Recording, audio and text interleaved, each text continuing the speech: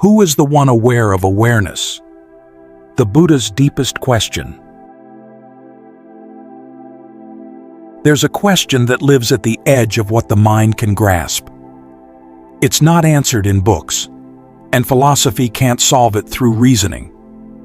Yet every person who has tried to watch their own mind eventually encounters it. And when you truly meet this question, something in you stops.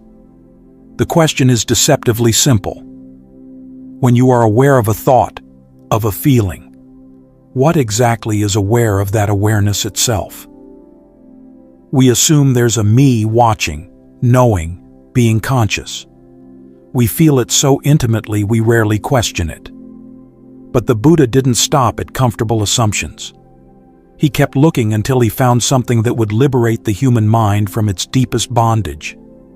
The bondage we don't even know we're in. And this bondage is subtle beyond measure. It's not chains we can see or iron bars we can break. It's the assumption, so deeply ingrained we've forgotten it's an assumption, that there must be a someone behind all experience. This assumption colors every moment of our lives, every decision, every reaction, every fear, every hope. It's the invisible architecture of suffering itself. Today we're following that investigation. Not to accumulate knowledge, but to see something directly.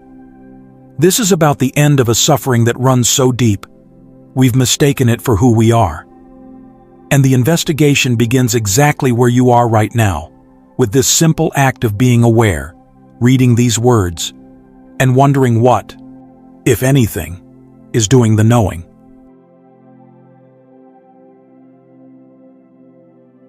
Right now, become aware of your breathing. Notice the rise and fall, the sensation of air moving. You're aware of the breath. There's knowing happening. Now notice that you're aware of being aware. There's awareness of the breath, but also awareness that you are aware. You can step back and watch yourself watching. But here's where it gets interesting. If you can be aware of your awareness, then what is aware of that awareness of awareness? Every time you think you've found the final awareness, there seems to be something aware of that too. It's like standing between two mirrors, reflections upon reflections, with no end. This isn't a word game. This is the lived experience of anyone who has genuinely tried to find the one who knows. The rational mind has only a few options, and all of them lead nowhere. There must be a final awareness that can never be an object, a pure subject. But if this can never be known or experienced, how do you know it exists? Or perhaps awareness is self-aware, knowing itself in the same moment it knows everything else. But something would have to be both knower and known simultaneously, like a finger trying to touch its own tip. The very structure of knowing requires separation. How can knower and known be the same? This is the fundamental confusion at the heart of human suffering. As long as there's a me watching, there's fear of this me ending, craving to make it complete, the exhausting project of maintaining a self that cannot even be located. And here's what makes this paradox so troubling. It's not just philosophical. Even those who have gone far on the path still find themselves stuck at this final edge. In Kamaka Sutta, Venerable Kamaka, an anagami who had eliminated sensual craving and ill will, was asked, "Do you still regard anything in the five aggregates as self?" His answer, "Friends, I do not say I am form, nor I am feeling, nor I am perception, nor I am mental formations, nor I am consciousness. I do not regard anything as self or as belonging to self. Yet the notion I am has not yet vanished." He had seen through every possible identification. He knew that none of the five aggregates was him. And yet, there remained this sense, I am. Not I am this or I am that, just I am. The bare sense that there is knowing happening and something that knows. This is asmimana, the conceit I am. Not pride, but something far more fundamental.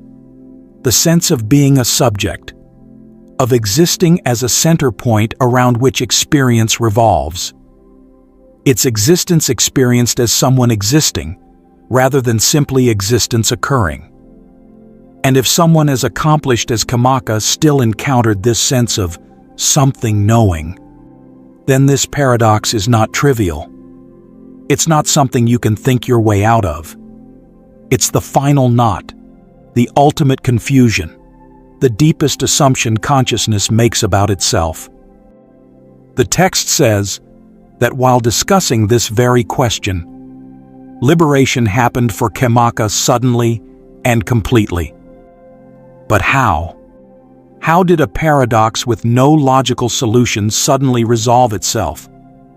How did the sense of something knowing dissolve when even talking about it seemed to require someone doing the talking? This is the mystery we're investigating. Not for intellectual curiosity, but because understanding how this knot unties is understanding the end of suffering itself. To see how, we need to look at what the Buddha discovered about consciousness, not as a thing, but as a process. Not as something existing independently, but as something arising and ceasing based on conditions. We need to see the mechanism by which the illusion of the knower gets constructed, moment by moment, thought by thought.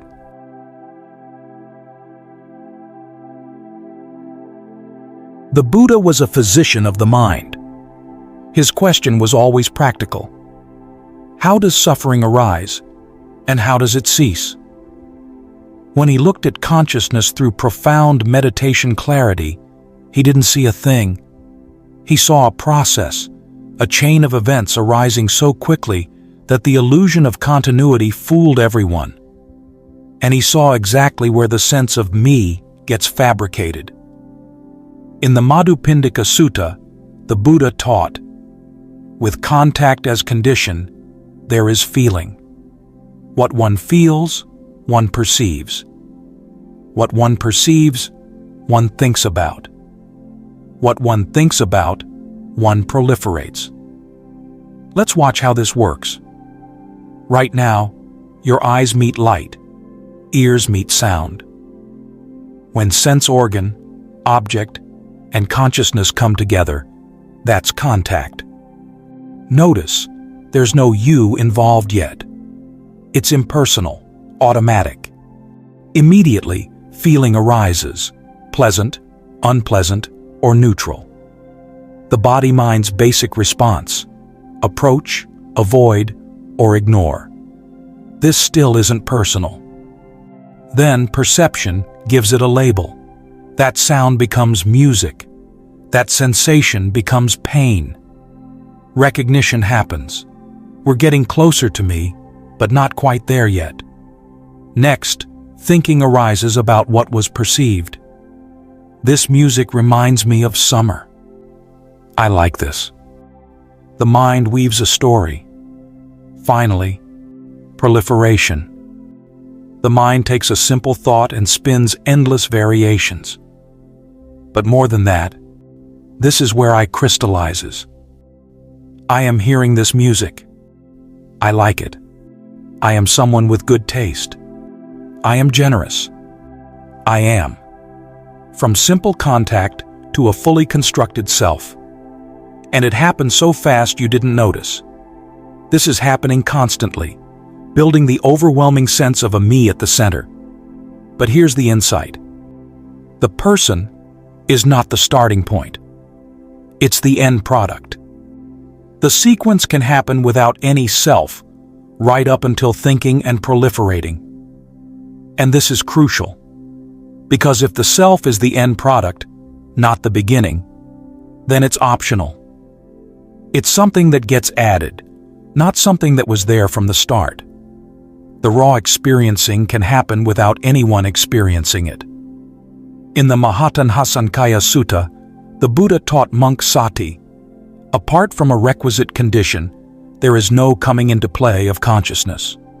Consciousness that arises in dependence on the I and forms is called I consciousness. Consciousness doesn't stand alone. It's a process arising when conditions come together, ceasing when they fall apart. No conditions, no consciousness. Like fire, inseparable from fuel and oxygen. Yet the sense of me knowing feels so immediate. How can that be illusion? Here's the test from Anattalakkhana Sutta. The Buddha taught, were consciousness self, this consciousness would not lead to affliction, and one could have it of consciousness. Let my consciousness be thus. Let my consciousness not be thus. If consciousness were truly yours, you could command it. But you can't. Thoughts arise whether you want them or not. Consciousness ages, declines, depends on conditions you don't control. Where is I am consciousness? This is anatta, not self. Not saying you don't exist. Saying what you think you are, the thing that owns consciousness, is misperception. There's no owner, just process flowing, depending on conditions. But there's crucial warning. In Kaccanagotta Sutta, the Buddha taught, everything exists. This is one extreme. Nothing exists. This is the other extreme. Avoiding both extremes, the Tathagata teaches a doctrine of the middle. Not nihilism, nothing exists. Not eternalism, something permanent exists. But middle way, processes arising when conditions are present. This middle way is not compromise between two views. It's the recognition that both views miss what's actually happening. The dynamic, moment-by-moment arising and ceasing that is neither a permanent something nor an absolute nothing. Applied to awareness, there's definitely knowing happening, but we don't need a separate thing that knows behind it all. The knowing is what happens when conditions come together. The miracle isn't that there's someone knowing. The miracle is that knowing happens at all, without anyone doing it. Understanding intellectually is just the first step. Real transformation happens when you see this directly. That's where practice comes in.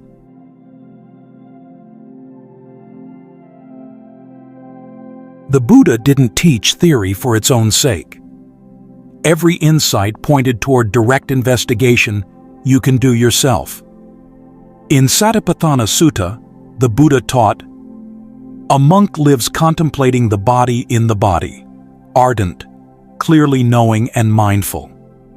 That phrase, body in body, kaye kayanupasi, doesn't say, I contemplate my body. It points to knowing that doesn't assume a separate knower. When you start practicing, naturally there's me observing breath. But as you continue, it becomes harder to find the separate observer. When you try to find the you noticing, what do you find? Just more noticing, but no separate entity. Here are 4 steps that cut through the chain. Step 1. Label phenomena without labeling a subject. When thought appears, just note, thinking, thinking. When emotion arises, sadness, sadness. No I, no me, no mine. Why? Remember the proliferation chain from Madhupindika Sutta. The me crystallizes in thinking and elaborating. By labeling before that happens, you intervene early. You're meeting experience at perception before it becomes my experience. Step 2. Immediately recognize the 3 characteristics.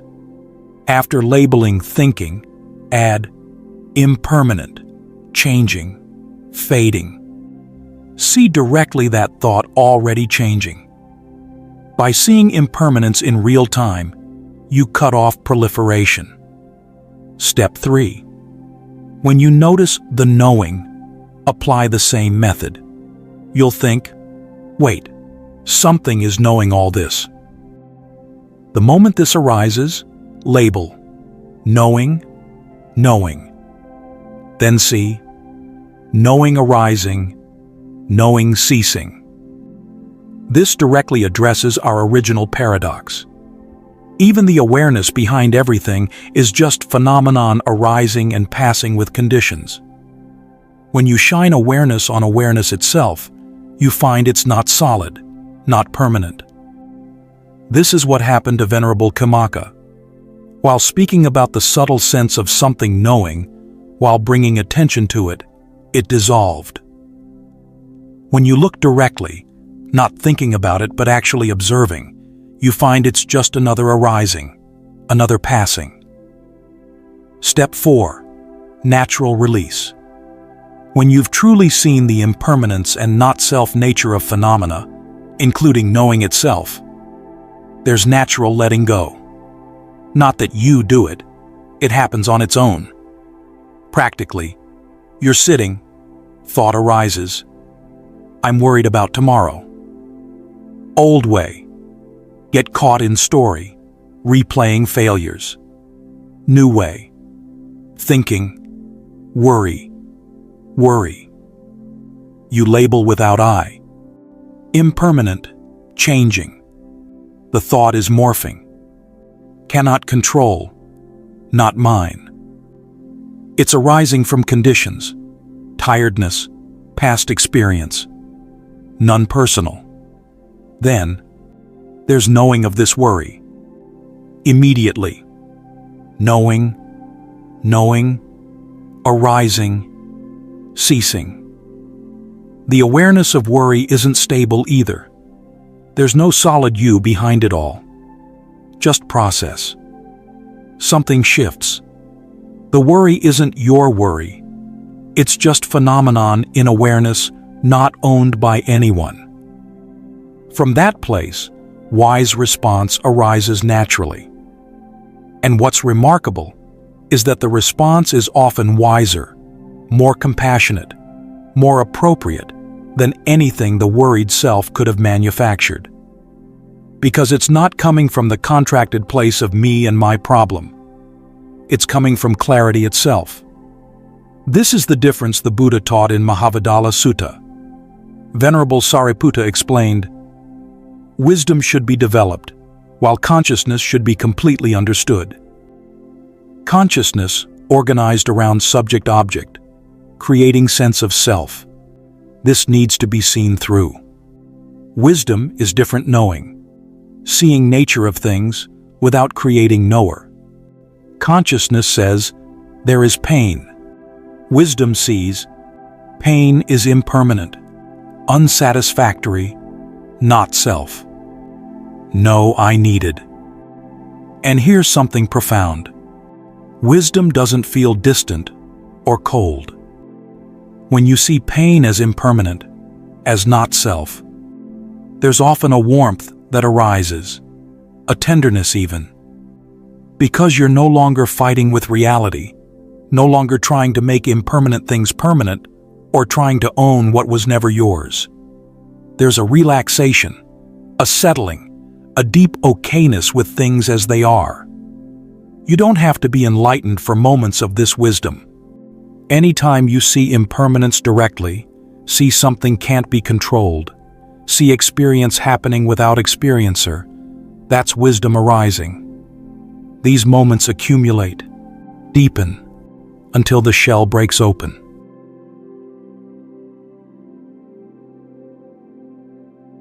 We started with a paradox. What is aware of awareness? The Buddha's genius was showing the question itself arises from fundamental misperception. We organize experience around subjects and objects because that's how language works. But reality doesn't come pre-divided this way. When you see directly, not as idea but lived reality, that consciousness arises only when conditions come together. something fundamentally changes. The question, what is aware of awareness, simply stops arising. Not because you found an answer, but because you saw the question was wrongly framed. Like asking, what holds up the earth? When you understand gravity, the question dissolves. Not because you answered it, but because you saw it was based on false assumption. Similarly, when you see awareness is not thing but process, that knowing happens when conditions align, that even the subtle sense of something knowing is just another arising and passing, the search for ultimate knower ends. Because you understood there was never anything to find. And in that ending, extraordinary freedom. As long as you believe there's you at center needing protection, life is stressful. But when you see there's no you in ultimate sense, no fixed entity, no permanent essence, all that falls away. Because you stopped believing in something never real. What remains is experience arising moment by moment, without burden of someone to whom it's happening. This is freedom from constant effort of being a self, from fear and craving, from suffering that comes from making the impersonal flow personal. And this is available now. Put down these words. Notice awareness happening. Notice thoughts, sensations, breathing. Then ask, honestly, directly, can you find the you who's aware? Can you locate the knower as something separate from knowing? Look carefully. What do you actually find? If you look honestly, you'll find awareness happening, but no one doing it. Knowing occurring, but no thing that knows. Just process, just this. And in that seeing, even if just a flash, there's glimpse of what the Buddha pointed to. Moment of freedom. The Buddha encouraged, come and see. Investigate for yourself. This is still the invitation. Not to believe in not-self as doctrine, but to look and see if you can find a self. The question, what is aware of awareness, was never meant to be answered with words. It's meant to be looked at. To turn your attention back on itself, investigate the structure of knowing, until you see directly there's no one behind it all. Just this. Awareness arising moment by moment, dependent on conditions, empty of permanent essence, yet luminous, present, undeniable. This is what the teachings call nibbana, the deathless. Not because it's eternal thing you attain, but because when you see there's no you to be born, there's no you that can die. What dies is illusion. What was never born doesn't fear death. What remains is just this moment, just this breath, just this knowing, without burden of being yours, without fear of being lost, without need to be anything other than what it is. What is aware of awareness? Look and see, not with thinking, but with attention. Not tomorrow, but now. The answer is not in concepts. The answer is in the looking itself. And when you truly look, when awareness turns fully back on itself with no one looking, no thing being looked at, that's where words end. That's where the teaching steps back. That's where you walk alone. This is freedom. This is peace. This is the end of suffering, not because difficult experiences stop, but because there's no longer anyone to whom they happen.